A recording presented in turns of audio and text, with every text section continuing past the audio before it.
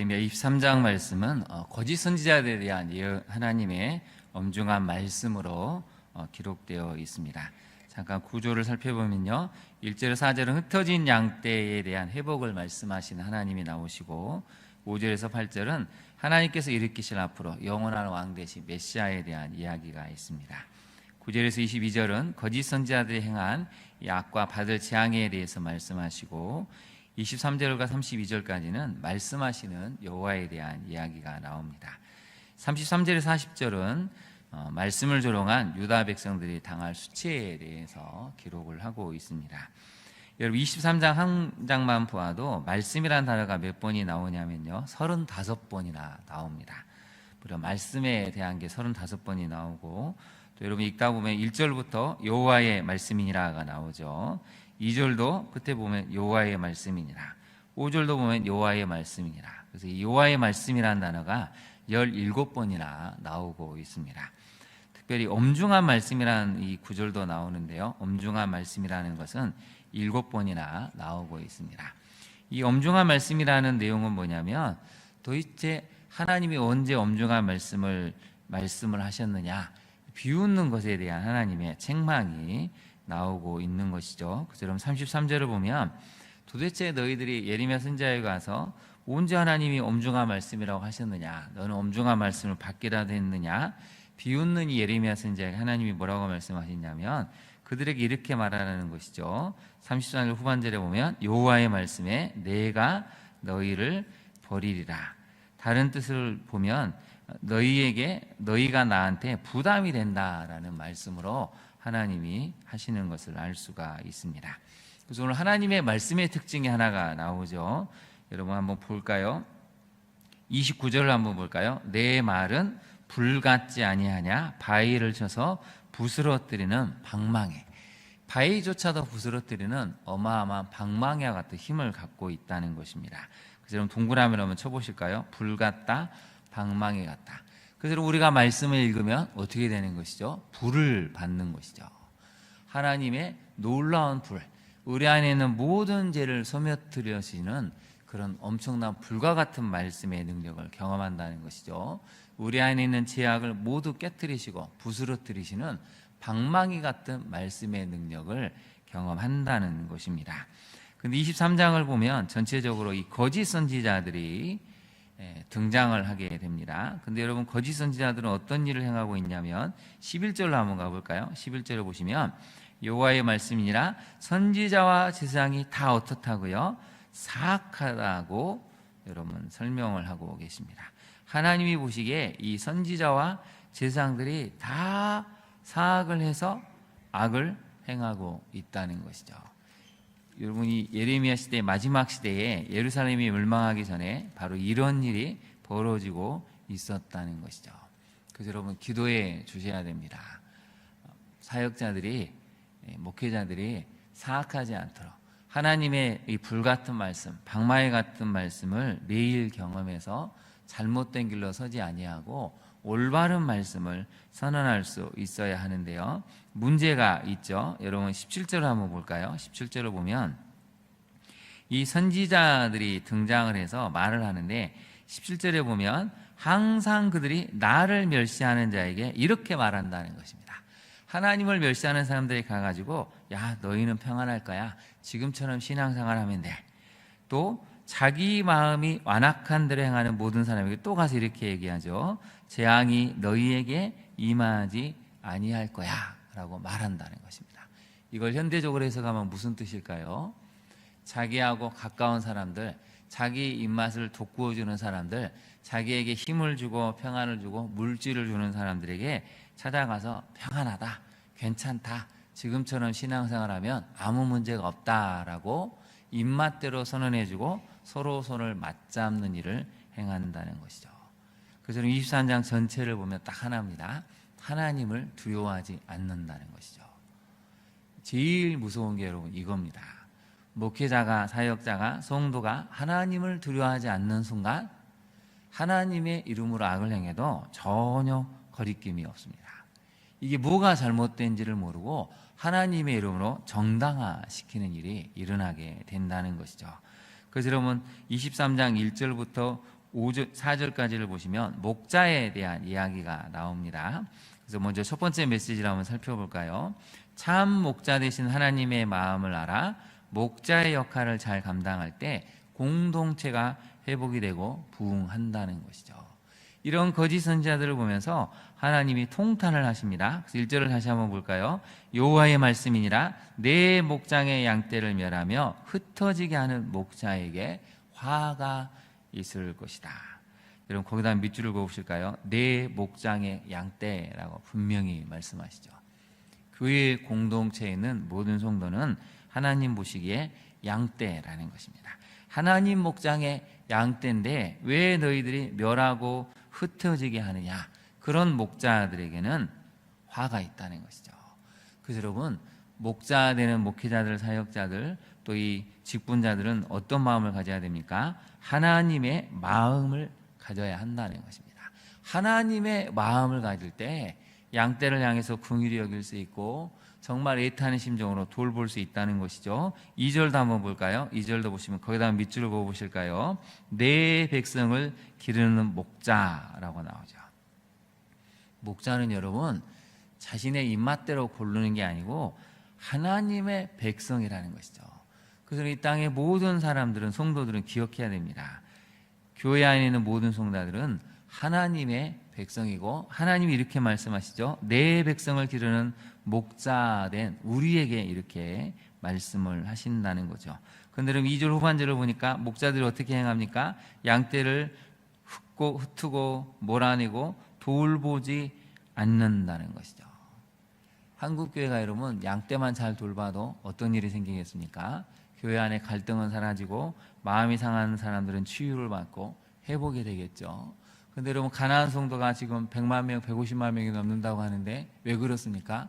교회 때문에 상처를 받아가지고 하나님을 믿는다고 모인 사람들이 서로 상처를 주고 갈등이 일어나가지고 교회에 정착을 못하는 성도들이 너무나 많아지고 있다는 것입니다. 그러면서 또 우리는 하나님은 살아계시다고 전도를 하고 있으니 안 믿는 사람들이 볼 때 얼마나 우스운 일이겠습니까? 그래서 여러분 요한복음 10장 10절에서 11절 말씀을 한번 볼까요? 예수님이 그렇게 말씀을 하셨죠. 함께 봉독하겠습니다. 도둑이 오는 것은 도둑질하고 죽이고 멸망시키려는 것뿐이요 내가 온 것은 양으로 생명을 얻게 하고 더 풍성히 얻게 하려는 것이라. 나는 선한 목자라 선한 목자는 양들을 위하여 목숨을 버리거니와. 그래서 여러분 우리가 해야 될 일이 있죠. 이 교회 하나님의 목장으로 일컬음받는 이 교회는 들어오는 모든 사람들이 풍성한 생명을 얻을 수 있도록 풍성한 삶을 살 수 있도록 힘을 다해서 섬겨야 한다는 것입니다. 요한복음 10장 14절에서 15절도 한번 같이 한번 읽어볼까요? 말씀을 봉독하겠습니다. 나는 선한 목자라 나는 내 양을 알고 양도 나를 아는 것이 아버지께서 나를 아시고 내가 아버지를 아는 것 같으니 나는 양을 위하여 목숨을 버리노라. 그래서 여러분 목숨을 버릴 정도까지 가려면 어떻게 해야 되죠? 양을 알아야 한다는 것입니다. 제가 조금 걱정되는 건 그래서 새벽기도 나오신 분들은 이 말씀을 소화할 수 있을 것 같아서 말씀을 드립니다. 여러분 새가족의 얼굴을 얼마나 알고 계십니까? 여러분 새로 등록한 새가족을 얼굴을 알고 이름을 알고 그분들이 어디에 속해 있는지 알고 계시나요? 제가 조금 걱정되는 건 우리 교회가 참 사랑이 넘치긴 하는데 잘못하면 너무 친한 사람들끼리는 사랑이 넘치는데 친하지 않으면 사랑이 안 넘칠까 봐 조금 걱정이 됩니다.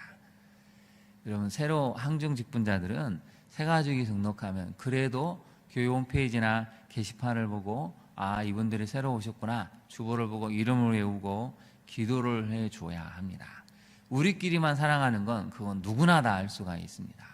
적어도 교회에 새로 나온 분들이 있다면 또 교회에 연약하고 병든 분들이 있다면 아 이분들을 보고 또 주보에 나온 이분들이 이렇게 입원해 있구나 안타까워하고 기도하고 안부라도 물어주는 것이 여러분 목자된 심정이죠. 근데 여러분 요한복음 10장 14절 15절을 보면 나는 내 양을 안다 라는 표현은 어떤 것입니까? 양이 얼마나 이기적인지 양이 얼마나 까탈스러운지 양이 얼마나 함부로 대하는지를 알매도 불구하고 어떻게 하신다고요? 목숨을 버렸다는 것입니다. 우리는 잘하고 좋은 사람들한테는 할 수 있겠죠. 근데 여러분, 예수님이 여기서 내가 내 양을 안다는 것은 얼마나 이기적이고 얼마나 자기밖에 모르고 때로는 악을 행할 수 있는 그것조차도 아신다는 뜻이죠. 여러분, 안다는 것은 그런 걸 다 알아차린다는 것입니다. 근데 그 모든 것을 알아차림에도 불구하고 양을 위하여 목숨을 버릴 수 있는 것, 이게 하나님의 마음이라는 것이죠. 그래서 여러분, 우리가 하나님의 마음을 알아가면 사실은 교회를 사랑으로 채워갈 수 있습니다. 신앙생활을 오래 해도 하나님 마음을 알지 못하니까 그저 우리가 원하고 생각하는 대로 감정의 반응, 태도를 보이니 사람들이 상처를 받을 수밖에 없다는 것이죠. 적용을 한번 해볼까요? 여러분, 나에게 맡기신 삶의 모든 영역에서 목자의 역할을 잘 감당하고 있습니까? 여러분이 가정에서도 목자의 역할을 감당해야 되고 교회 안에서도 목자 역할을 감당해야 됩니다. 그런데 목자 역할을 잘 감당하기 위해서는 무엇을 알아야 합니까? 주님의 마음을 알아야 한다는 것이죠. 우리 주님의 마음이 어떤 마음인가? 우리 주님이 나를 위해서 어떤 일을 행하셨는가를 그 마음을 잘 안다면, 그 마음이 내 마음이 되도록 기도한다면 우리는 좀 더 너그러워지고 좀 더 사랑스러워지고 조금 더 용서할 수 있는 주님이 기뻐하시는 장성한 분량에까지 이룰 수 있다는 것이죠. 오늘 올삭 새벽기도에 나오신 모든 분들 늘 하나님의 마음을 알아가시고 그 마음이 여러분 마음이 되어가시기를 진심으로 축원합니다. 그럴 때 교회가 새로워질 수 있습니다. 두 번째 메시지를 한번 살펴볼까요? 하나님께서 우리의 신앙이 과거에만 얽매이게 하시지 않고 오늘 경험하는 뭐가 되게 하신다고요? 현재가 되게 하신다는 것이죠. 그래서 새로운 왕에 대한, 앞으로 오실 메시아에 대한 이야기를 하시는데 7절을 한번 볼까요? 7절을 보시면 그러므로 여호와의 말씀이니라 보라, 날이 이를 텐데 그들이 다시는 이스라엘 자손을 애굽 땅에서 인도하여 내신 여호와의 사심으로 맹세하지 아니하고, 과거 옛날 출애굽했던 하나님에 대해서 끝없이 이야기하는 게 아니라 그 다음이 중요합니다. 8절을 다시 한번 읽어볼까요? 이스라엘 집 자손을 북쪽 땅, 그 모든 쫓겨났던 나라에서 인도하여 내신 여호와의 사심으로 맹세하실 것이며 그들이 자기 땅에 살리라 하시니라. 아멘. 지금 이건 뭘 얘기하냐면 앞으로 너희들이 바벨론 땅에 포로로 끌려갈 텐데, 여러분, 출애굽하는 것이 쉽습니까? 끌려갔던, 포로로 끌려갔던 나라에서 돌아오는 것이 쉽습니까? 둘 다 어렵고 불가능합니다. 그런데 너 이스라엘 백성들은 성경을 아니까 포로로 끌려갔던 땅에서 과거에 출애굽했던 하나님이 계셨는데, 과거에 출애굽했던 하나님이 이런 일을 행하셨는데, 이렇게 얘기하는 게 아니고, 여러분 8절을 다시 한번 볼까요? 북쪽 땅 그 모든 쫓겨났던 나라에서 인도하여 내신, 너희를 포로된 곳에서 다시 자유하게 하시고 풀려나게 하실, 지금 현재 역사하신 그 하나님의 사심으로 맹세하게 될 것이고 너희들이 원래 있던 땅으로 돌아와서 살게 될 거다라고 하죠. 여러분, 거기다 한번 밑줄을 그어보실까요? 여호와의 사심으로. 이게 핵심입니다. 신앙은 여러분 과거만 이야기하는 게 아닙니다. 늘 과거에 더해서 지금도 살아계신 하나님, 과거에 작년까지 하나님이 나한테 이렇게 행하셨는데 2025년 또 이렇게 행하셨네. 2026년을 살아갈 때는 2025년 하나님이 이렇게 인도하셨는데 2026년은 또 이렇게 행하셨구나. 여호와의 사심은 과거에서 현재로 이어지고 현재에서 또 미래로 이어진다는 것입니다. 이게 신앙이 되어야 한다는 것이죠. 여러분이 경험한 하나님은 어떤 하나님이십니까? 과거에만 머물러 있다면 우리의 신앙이 뭔가 지금 정체되어 있고 죽어가고 있다는 것입니다. 과거가 아니라 지금도 현재가 되시고 오늘 살아가는 우리에게도 하나님의 살아계심으로 말씀하시고 치유하시고 응답하시는 그 하나님이 지금 이곳에서 살아가게 하시는 놀라운 하나님이라는 것을 고백해야 한다는 것이죠. 오늘 올삭기대에 나오신 모든 분들 하나님의 살아계심을 지금 현재에서 경험하시기를 간절히 축원합니다. 그럴 때 우리의 신앙이 생명력이 있고 우리 자녀들에게 참된 하나님을 가르쳐 줄 수가 있습니다. 적용을 한번 해볼까요?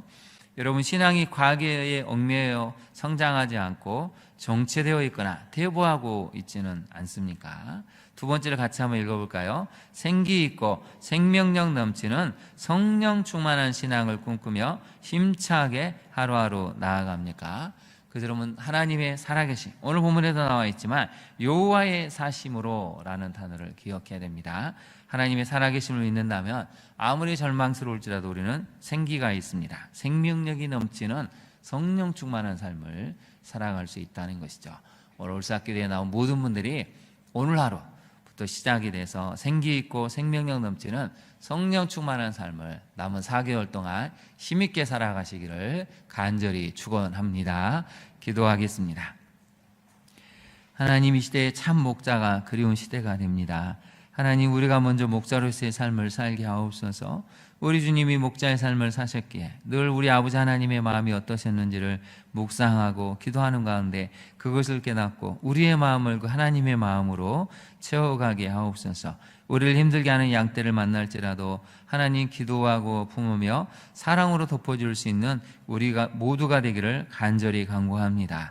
하나님의 살아계심은 그저 과거에만 머물러 있는 것이 아니라 여호와의 사심으로 지금 현재를 살아가는 우리에게도 나타날 수 있는 하나님의 능력임을 깨닫고 오늘 하루부터 이 생기가 넘치고 생명력 있는 성령 충만한 삶을 살아 우리 자녀들에게 신앙이 어떤 것인지를 보여주고 많은 믿지 않은 이웃들에게도 이 생명력 넘치는 신앙의 삶을 보여 많은 이들을 옳은 대로 돌이키게 할 수 있는 우리 모두가 되게 하옵소서. 예수님 이름으로 기도합니다. 아멘. 하늘에 계신 우리 아버지의 이름을 거룩하게 하시며 아버지의 나라가 오게 하시며 아버지의 뜻이 하늘에서와 같이 땅에서도 이루어지게 하소서. 오늘 우리에게 일용할 양식을 주시고 우리가 우리에게 잘못한 사람을 용서하여 준 것 같이 우리 죄를 용서하여 주시고 우리를 시험에 빠지지 않게 하시고 악에서 구하소서. 나라와 권능과 영광이 영원히 아버지의 것입니다. 아멘. 함께 기도하겠습니다. 하나님, 우리에게 이런 매일매일 여호와의 사심을 경험할 수 있는 오늘 현재 속에서 성령 충만한 생명력 있는 삶을 살게 해달라고 기도해야 되겠습니다. 우리에게 참 목자가 되시는 하나님의 마음을 먼저 깨닫고 목회자들이, 사역자들이, 또 우리 직분자들이 정말 이 하나님의 마음을 배우가라 목자의 심정으로 우리 성도들을 돌볼 수 있는 은혜를 달라고 기도해야 되겠습니다. 한국교회가 정말 하나님이 기뻐하시는 온전한 교회의 모습을 갖춰갈 수 있도록 한국교회를 위해서도 기도해 주시기를 바랍니다. 또 병든 환우들이 많이 계시는데요, 속히 건강을 회복하고 일상의 삶을 살아갈 수 있게 해달라고 우리 시간 주님의 이름을 세 번 부른 다음에 기도하도록 하겠습니다. 주여, 주여, 주여.